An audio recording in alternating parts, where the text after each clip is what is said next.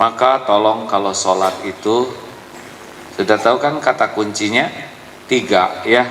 Kalau ingin sholatnya khusyuk, 1, sholat itu sangat penting, karena kita akan khusyuk kepada sesuatu yang dianggap penting.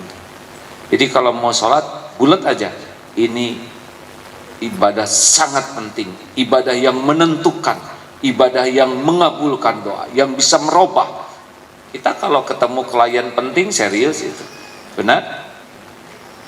Saya lihat yang ngelamar anak saya juga serius tuh ngomongnya, nggak ada yang main-main gitu, sambil main kartu, oh ya lewat itu ya. Khusus duduknya juga begini tuh. Sama ini juga, kenapa pada khusyuk begini? 2, paham apa? Usahakan paham hukum sholat dan paham artinya, karena kita udah penting nggak paham juga nggak bisa menikmati.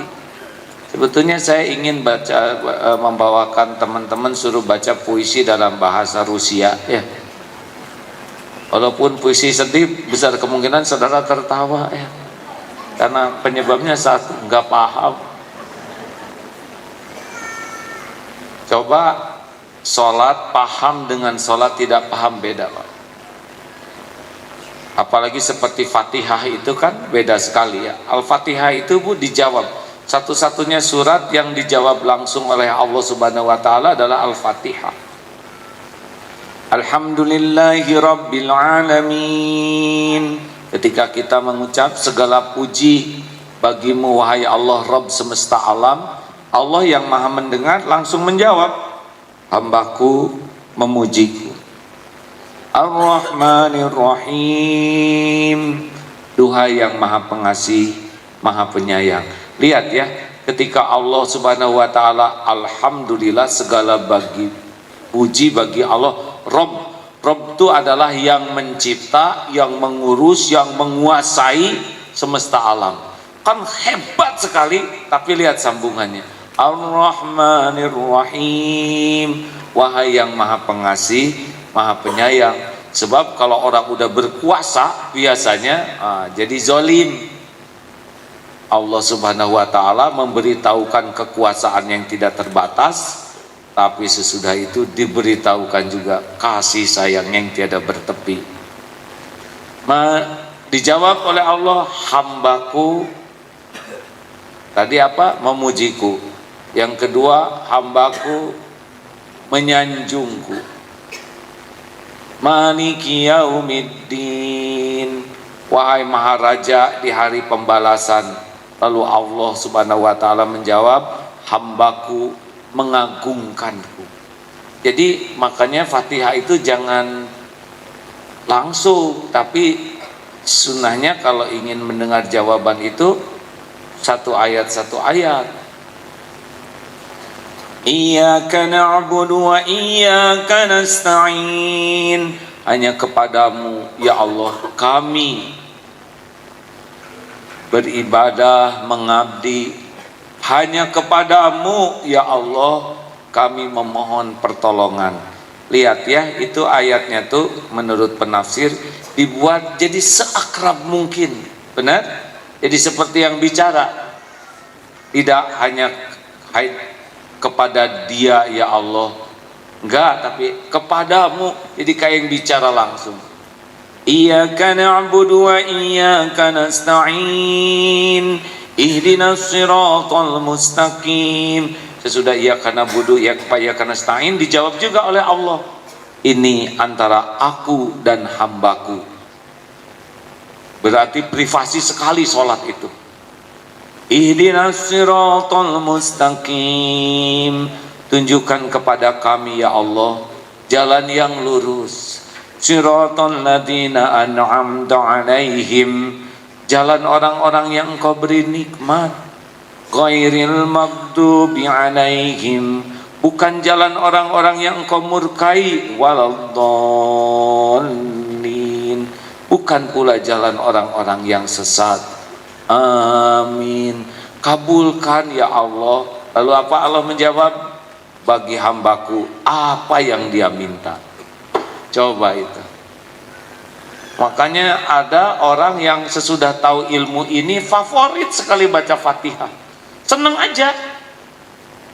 Tiba-tiba Al-Fatihah lagi karena minta petunjuk, minta dituntun jalan orang-orang yang Allah beri nikmat, yaitu Rasulullah, para sahabat, orang-orang yang soleh, bukan jalan orang-orang yang Allah murkai,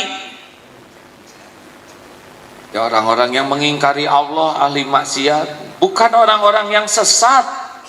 Itu kan yang kita inginkan sekarang, bebas dari perilaku kemurkaan Allah dan bebas dari perilaku kesesatan. Saya nggak tahu gimana jawabannya kalau alhamdulillahirobbilalamin arrahmanirrahim maliki yaumiddin ihdinas siratal mustaqim siratal ladzina an'amta 'alaihim ghairil maghdubi 'alaihim waladdallin amin. Bismillahirrahmanirrahim. Allahu akbar Allahu akbar Allahu akbar subhanallahi Allahu rabbana wa lakal hamdu lis samawati wal ardi Allahu akbar subhanallahi Allahu akbar bi kulli wa min al-jannati wa min madini wa Allahu akbar subhanallahi. Itu gimana ya?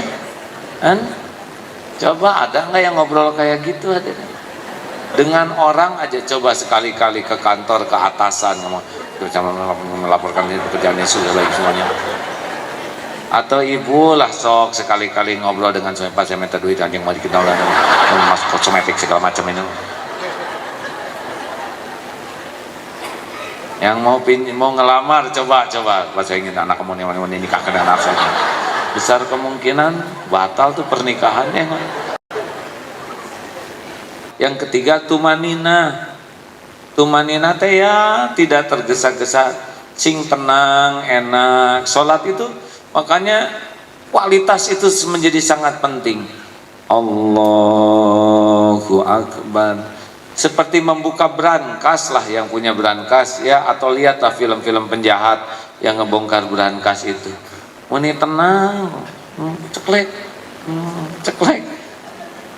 Saya tidak menganjurkan meniru kelakuannya ya, tapi ini dijiwai. Bahkan pakai ini tuh, ada yang pakai ya kayak dokter-dokteran itu, ini merem-melek hanya untuk ngegarong. Kenapa kita tidak lakukan sholat seperti itu? Sing enak, bismillahirrahmanirrahim, alhamdulillahi rabbil alamin, enak itu. Nanti bacaannya juga yang enak, walaupun suratnya pendek, sing bener dan dapat tiap ayat itu dapat. Termasuk ruku, subhana rabbiyal azim, subhana rabbiyal azim, yang enak. Apalagi waktu doa itu harus bulan ya. Rabbi, sejujurnya sesudah saya berusaha ngingat ceramah sendiri, sholat tuh memang menjadi jauh lebih enak karena banyak keinginan. Ingat dosa, Rabbi gfirli, ingin ditolong Allah, warhamni, ingat banyak cicilan, wajburni, pengen hati tidak terhina karena berharap ke orang, warfa'ni, apalagi sekarang lagi kurang sehat, wa'afini, nggak gitu-gitu amat, tapi wa'afini, hadirlah, jangan sampai apalagi itu antara sujud dengan sujud itu seperti karena dia mau sujud lagi dikebut, aduh itu ya, tinggal nyabut atau nyawa tuh gitu ya. Tapi dah Allah maha baik. Makanya saya kalau sholat takut di bawah lampu teh, di bawah speaker, takut kan Allah tahu sholat saya nggak bagus. Cuk copot lampu teh kan nggak enak. Tenang bu, ibu, ibu jadi pada tegang begitu. Ini di bawah lampu khusus untuk yang khusyuk aja ya.